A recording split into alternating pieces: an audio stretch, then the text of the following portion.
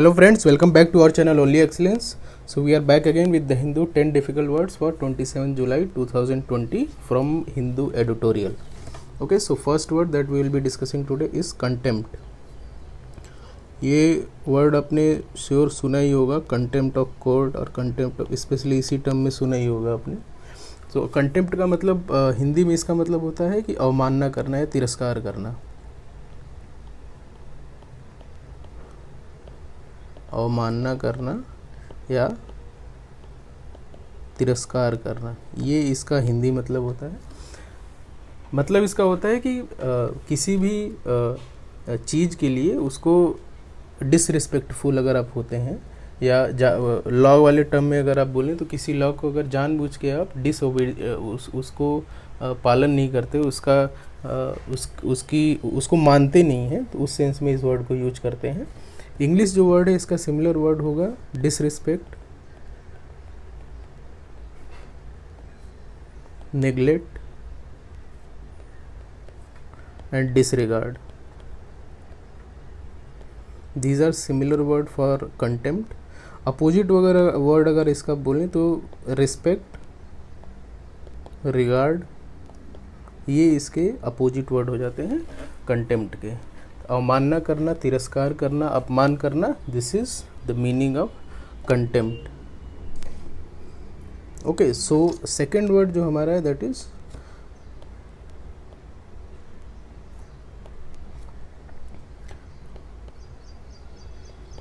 अशर.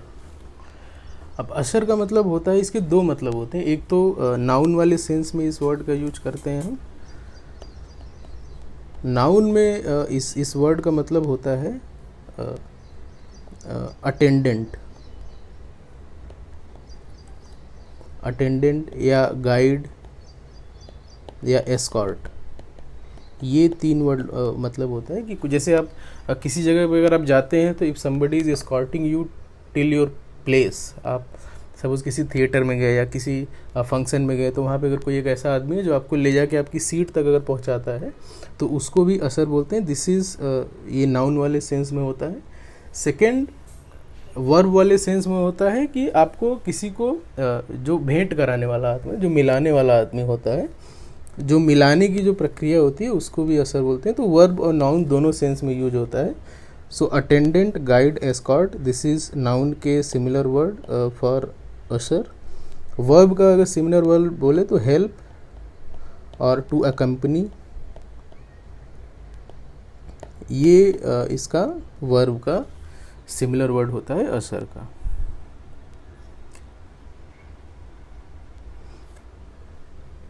इसका opposite word असर में क्या कर रहा है आपको, वो ही is guiding you to some place. इसका अपोजिट वर्ड अगर बोले तो फॉलो और ट्रेल. तो असर में you are being guided, follow और ट्रेल में you are following somebody. So ये इसका अपोजिट हो जाता है, फॉलो और फॉलोइंग और trailing. This is the opposite word for असर. नेक्स्ट जो वर्ड है हमारा दैट इज एन्यूएंडो. अब इस वर्ड का मतलब होता है कि किसी चीज़ पे अगर आप व्यंग्य करते हैं, उसका उपहास उड़ाते हैं या इस तरीके पे उस पर रिमार्क करते हैं कि जो हिंट करता है कि आप उसका ये इम्प्लाई करते हैं कि आप उसका मजाक उड़ा रहे हैं, उसमें इस वर्ड का यूज करते हैं. ये नाउन है आपका वर्ड, ठीक है. तो किसी का व्यंग या इस तरीके की कोई आप बात अगर बोलते हैं जो व्यंग जैसा दिखे तो वहाँ पे इस वर्ड का हम यूज करते हैं. सिमिलर वर्ड अगर इंग्लिश में बोलें तो इसका वर्ड होता है इंसिनुएशन, और इम्प्लीकेशन भी एक वर्ड होता है, इम्प्लीकेशन एंड हिंट. ये सिमिलर वर्ड हो जाते हैं इसके इंग्लिश में. ओके, एन्यूएंडो के. ओके, सो एन्यूएंडो इसका प्रोनाउंसिएशन याद रखिएगा. कन्फ्यूजन हो तो एक बार फिर से चेक कर लीजिएगा इसका प्रोनाउंसिएशन, ठीक है. नेक्स्ट जो वर्ड है हमारा दैट इज स्कर्लिटी. अब स्कर्लिटी जो वर्ड है ये निकला है स्कर्लियस से, ठीक है, CURRILOUS. Okay, so scurrility is noun, scurrilous is adjective. Scurrilous means होता है to be abusive about somebody, something abusive होना या derogatory होना. derogatory means किसी के बारे में अगर ख़राब बोलना. तो अगर आप किसी के बारे में अपमानजनक हैं, अपमानजनक इसका मतलब होता है हिंदी में अपमानजनक, derogatory, abusive. So this is adjective. अगर आप इसको नाउन वाले सेंस में यूज करते हो तो scurrility is the noun. The word scurrility has been derived from scurrilous which means being abusive और बीइंग डेरोगेटरी. और डिस्पैरेज भी एक इसका सिमिलर वर्ड होता है स्कर्लियस का. ओके, सो स्कर्लिटी मीन्स होता है किसी के बारे में दुर्वचन बोलना या कटु वचन बोलना, ऐसी बात बोलना जो उसको अच्छी न लगे, तो ये होता है स्कर्लिटी. अपोजिट वर्ड अगर आप बोलें स्कर्लिटी का, तो स्कर्लिटी के अपोजिट वर्ड अगर आप जो होंगे, यहाँ पे आप you are being abusive, disparage. Okay, opposite word में यू विल बी डिसेंट और पोलाइट और मॉडरेट. ये इसके अपोजिट वर्ड हो जाएंगे स्कर्लियस के आपके इंग्लिश में. ओके, नेक्स्ट जो वर्ड है हमारा दैट इज स्ट्राइडेंट. स्ट्राइडेंट का मतलब होता है, स्ट्राइडेंट अगर आप हिंदी में इसका मतलब बोलें तो इसका मतलब होता है कठोर. आज द हिंदू के जितने भी एडिटोरियल में सब में Prashant Bhushan and supreme court का जो मैटर चल रहा है वही हर जगह मैक्सिमम उसी पे कवरेज है. तो आज आपको ढेर सारे नेगेटिव वर्ड्स मिलने वाले हैं उसमें. तो आप ये नेक्स्ट जो वर्ड है उसमें दैट इज स्ट्राइडेंट, कठोर होना. इसका मतलब होता है to, this is adjective. Okay, so it means being harsh और बीइंग ग्रेटिंग. ये इसका मतलब होता है स्ट्राइडेंट का.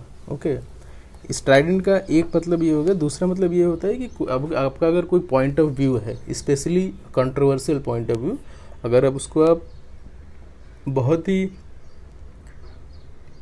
बहुत फोर्सफुल स्टाइल में अगर उसको आप प्रेजेंट करते हैं तो उसमें भी इस वर्ड का यूज करते हैं, स्ट्राइडेंट वर्ड का.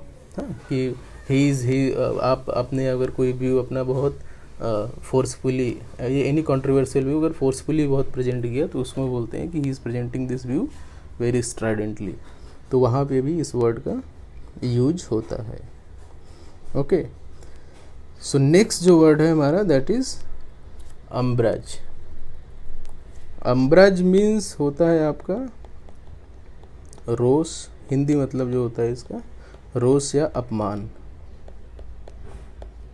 ठीक है, ये जो सेकंड आर्टिकल है वो भी Prashant Bhushan versus Supreme Court of India same matter पे है, इसलिए यहाँ भी आपको सिमिलर वर्ड मिलेंगे. सो अगर आप किसी को कोई बात करके अगर आप ऑफेंस कर देते हैं उसको, अगर आप उसको एनॉय कर देते हैं, तो ये वर्ड होता है अम्ब्राज. अम्ब्राज इज ए नाउन. ओके, किसी की बात को अगर कोई पर्सनली ले ले, कोई दिल पे ले ले, या उसको अपमान या रोष वाले भाव में ले ले, तो वो जो बात होती है उसको बोलते हैं एम्ब्राज. वो ये नाउन है, इसको ध्यान रखिएगा. नेक्स्ट जो वर्ड है हमारा दैट इज ट्रैम्पल. अब ट्रैम्पल का हिंदी में जो मतलब होता है कि पैरों तले कुचल देना या रौंद देना.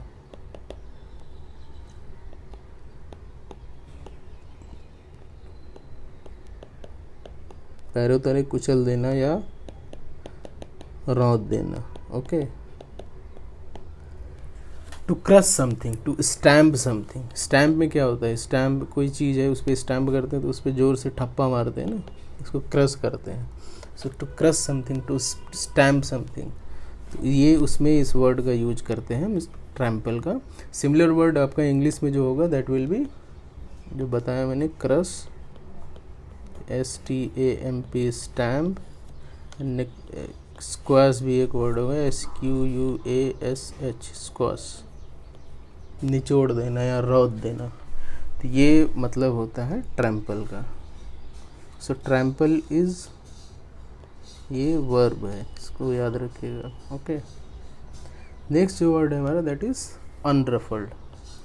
अनरफल्ड मीन्स होता है कि सपोज मैं किसी से कुछ बात करूं और उसका उसके ऊपर, उसके अगेंस्ट में अगर कुछ बात करूं और उसका उसके ऊपर कोई फ़र्क नहीं पड़े, he is not losing his peace, he is not losing his calm, तो ये बोलते हैं कि this person is having quality of being unruffled. So unruffled is adjective. किसी भी क्रिटिकल कंडीशन में भी, किसी भी आपके जो, अगर आपको कोई क्रिटिसाइज करता है उस कंडीशन में भी, if somebody is able to maintain his calm, maintain his cool, so वहाँ पे इस वर्ड का यूज करते हैं अनरफल्ड। हिंदी मतलब हो जाता है शांत रहना, शांत या अक्षुब्ध। क्षुब्ध मतलब होता है गुस्सा होना, और अक्षुब्ध मतलब, क्षुब्ध मतलब गुस्सा होना, अक्षुब्ध मतलब जो गुस्सा नहीं होता हो, तो वहाँ पे इस वर्ड का यूज होता है। सिमिलर वर्ड अगर आप इंग्लिश में बोलें, सिमिलर वर्ड इसका होगा काम, शांत रहना, कंपोज्ड, काम, कंपोज्ड, या अनडिस्टर्ब्ड भी एक इसका वर्ड होता है। काम, कंपोज्ड, अनडिस्टर्ब्ड, शांत, अक्षुब्ध, ठीक है। Unruffled adjective, not being distorted by anything, जो अपने किसी भी situation, if somebody is not losing his calm, so वहाँ पे इस वर्ड का यूज करते हैं, it is a adjective. Okay, next जो वर्ड है हमारा दैट इज मैग्नानिमिटी। ओके, इसका मतलब होता है आपका दरिया दिली, बड़े दिल वाला, या उदार, उदारता। ओके, सो ये जो वर्ड है मैग्नानिमिटी, इसको आप अगर, this is derived from a Latin word magna and animus. Magna means big, animus means soul और स्पिरिट।